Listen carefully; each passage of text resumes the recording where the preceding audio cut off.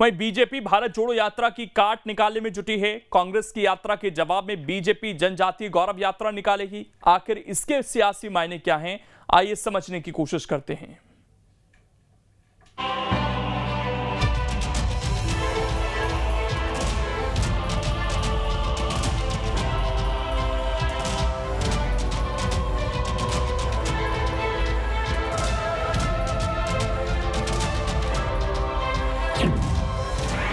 कांग्रेस के बाद बीजेपी का जोर,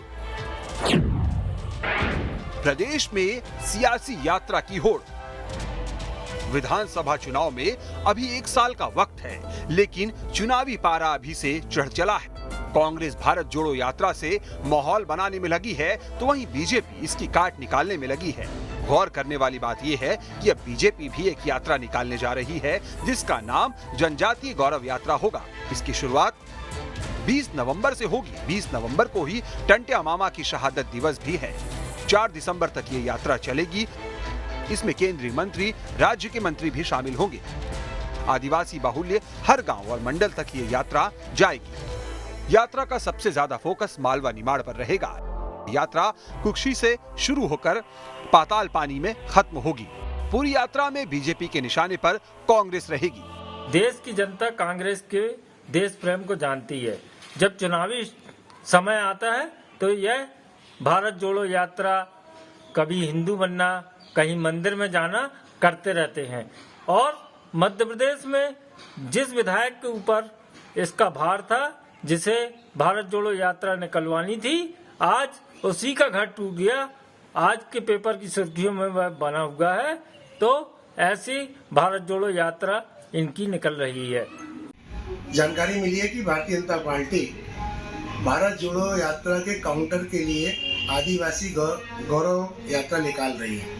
ये तो भारतीय जनता पार्टी की मजबूरी है, क्योंकि भारतीय जनता पार्टी इस बात को समझ चुकी है कि भारत जोड़ो यात्रा को जो पूरे देश में जन समर्थन मिल रहा है, उसकी जो चर्चा हो रही है, माननीय राहुल गांधी जी की यात्रा पर से जो लोग प्रभावित हो रहे हैं, इसलिए भारतीय जनता पार्टी इस बात के लिए चिंतित हो गई है कि किस प्रकार से हम भारत जोड़ो यात्रा को काउंटर करें। और उन्होंने एक आदिवासी गौरव यात्रा निकालने का प्रयास किया है। अब सवाल है कि आखिर बीजेपी आदिवासी सीटों पर ही ये यात्रा क्यों निकाल रही है।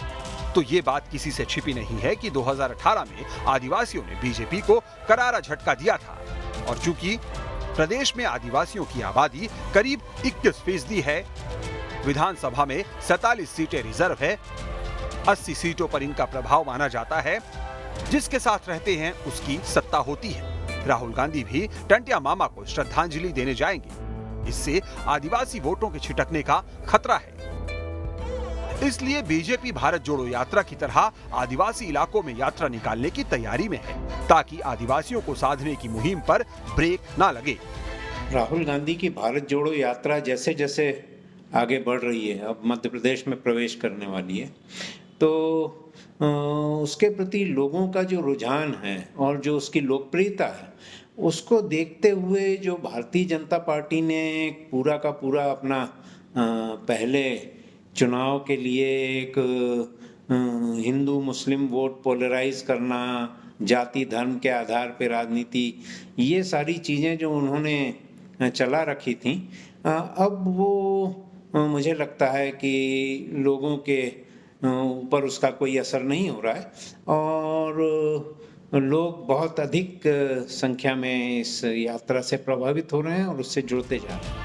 पिछले 6 महीने से प्रदेश की पूरी सियासत आदिवासियों के इर्द गिर्द घूम रही है। बीजेपी कई बड़े कार्यक्रम कर चुकी है। अब कांग्रेस भारत जोड़ो यात्रा के जरिए लामबंदी कर रही है। वैसे बड़ा सवाल ये भी है कि आखिर 47 सीटों के लिए ही इतना जोर क्यों है। तो दरअसल आदिवासियों का मूड बदलता रहता है।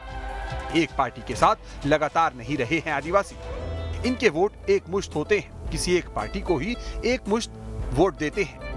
जिसे समर्थन करते हैं उससे ज्यादा सीटें मिल जाती हैं। दूसरे वर्ग के वोटरों में बिखराव होता है। दोनों दलों में वोट बंटते हैं। इसलिए आदिवासियों पर सबका फोकस है, ताकि अगर साथ मिल गया तो 47 में से कम 30 सीटें तो झोली में आ ही जाएं। मध्य प्रदेश में सत्ता की कुर्सी तक अगर पहुंचना है तो आपको आदिवासियों को साथ लेकर चलना होगा। ये बात कांग्रेस और बीजेपी दोनों ही अच्छी तरह से जानते हैं। भारत जोड़ो यात्रा निकालने का मकसद भी यही है कि उन इलाकों में ये यात्रा पहुंचे जहां आदिवासी बहुल इलाका है। वहीं बीजेपी जनजाति गौरव दिवस के जरिए अब आदिवासियों के बीच पहुंच रही है। सीधी सी बात है कि 2023 विधानसभा चुनाव के लिए दोनों ही राजनीतिक दल आदिवासियों को साथ जुटाने में जुट गए हैं। Durgesh Kumar, team news state. अब इसमें खबर तो यह है कि बीजेपी कांग्रेस नेतृत्व पर हमलावर है। सीधे राहुल गांधी पर सियासी तीर चलाए जा रहे हैं ताकि कांग्रेसी नेता जवाब देने में ही उलझे रहें।